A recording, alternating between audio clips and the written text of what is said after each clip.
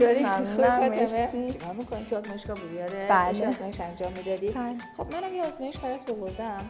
فاطمه جان دقت کن. من یه سری مواد رو با هم دیگه مخلوط کردم. این رو آوردم برای شما. شما خوب به این مواد دقت میکنید. یه سری وسایل مواد هم روی میز دارید. میخوام ببینم که این مواد مخلوط ما رو چجوری میتونیم اجزاش رو از هم دیگه جدا کنیم.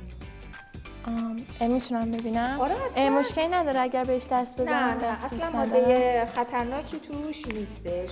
هیچ ماده سمی نداره. راحت میتونیم با دست استفاده کنیم. من میتونم این مقدار راجبش فکر کنم و کتابم بیارم حالا بررسی دقیقی داشته باشم. تو و بچهای تو خونه رو تنها میذارم، من میرم و برمیگردم. ممنونم. فعلا فاطمه. خدا.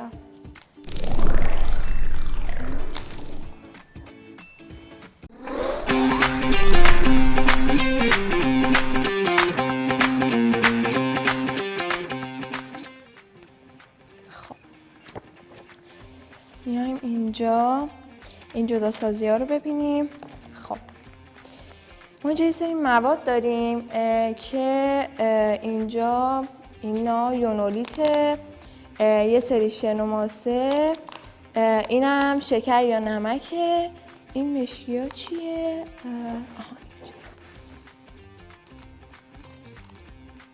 براده آهنه، چون که جذب آهن رو شد پس براده آهنه.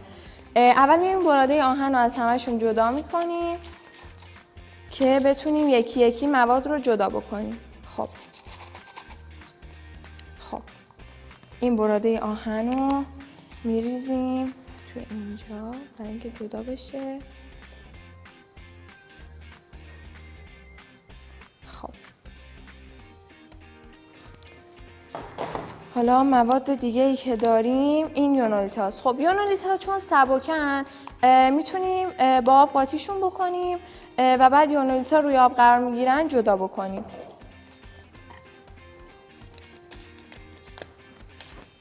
خب آبو میریزیم، یونولیت ها روش قرار گرفتن.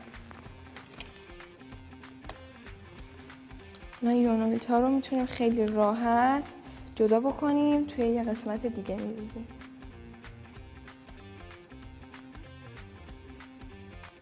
خب اینجا یونولیت ها رو میریزیم.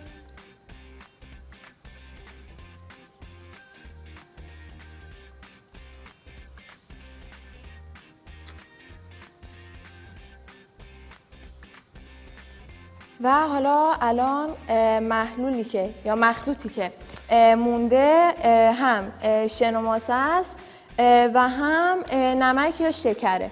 خب الان اینو ما باید اول از صافی رد بکنیم برای اینکه این شن و ماسه هاش جدا بشن.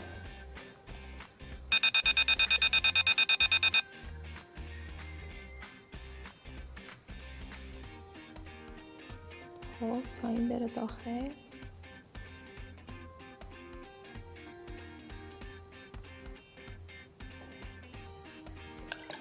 به کجا رسیدی؟ خب من اومدم این قسمت براده آهن رو جدا کردم. بعد اومدم با آب قاطی کردم مخلوطی که موند و بعد چون که سبک بود یونولیت رو ازش جدا کردم و بعد موند آب و این شن یا ماسه و شکر و نمک که بعد اومدم از صافی رد کردم. خب بذار همینجا یه نکته بگم، بچه‌های توی خونه دقتشون رو ببرم بالا. اینجا فاطمه جان یه اشتباهی برای ما انجام داد. متوجه شدین که کاغذ صافی رو اومد همینطوری باز کرد و نتونستی انجام بدی، درسته؟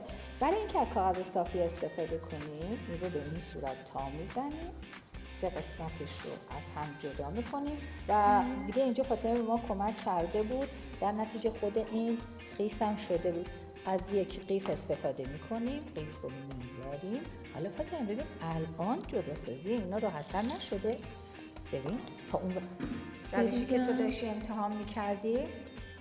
خب این تا بره داخل. بله خیلی راحت. پس اومدیم با استفاده از یک کاغذ صافی، آب و محلول نمک و شکر رو ازش جدا کردیم. از شن ماسه شکر بوده یا نمک به صورت محلول در اومده که خیلی هم خوب برای ما داره از صافی عبور میکنه. و اون چیزی که برای ما بر جای میمونه چیه؟ شن یا ماسه که شن یا ماسه. خیلی خوب. پس تو شن و ماسه رو جدا کردی. بله. براده های آهنت هم جدا کردی. ولی یه روش خیلی ساده یادت بدم فاطمه، چقدر خوب بود تو دستمال کاغذی رو ابتدا دور این آهن ربات قرار میدادی، بعد میتونستی براده های آهن هم خیلی راحت با اون جدا کنی که دیگه نخوای با سختی از دستت جدا کنی. یونولیتا هم که جدا کردی، مخلوط آب و نمکمون هم که جدا کردی. آره کاملا درسته. دیدی چقدر راحت ما میتونیم اجزای یک مخلوط رو به روش‌های متفاوت از همدیگه جدا کنیم. بله درسته. خب از بچه‌های توی خونم احتمالاً کمک گرفتی. بله همین که نگاه کردم. عالی. میخوای خداحافظی کنی؟ بله حتما. آزمایش قشنگی بود. ممنون که توی این آزمایش همراه ما بودی. کاری نداری؟ نه. بله خدا نگهدار.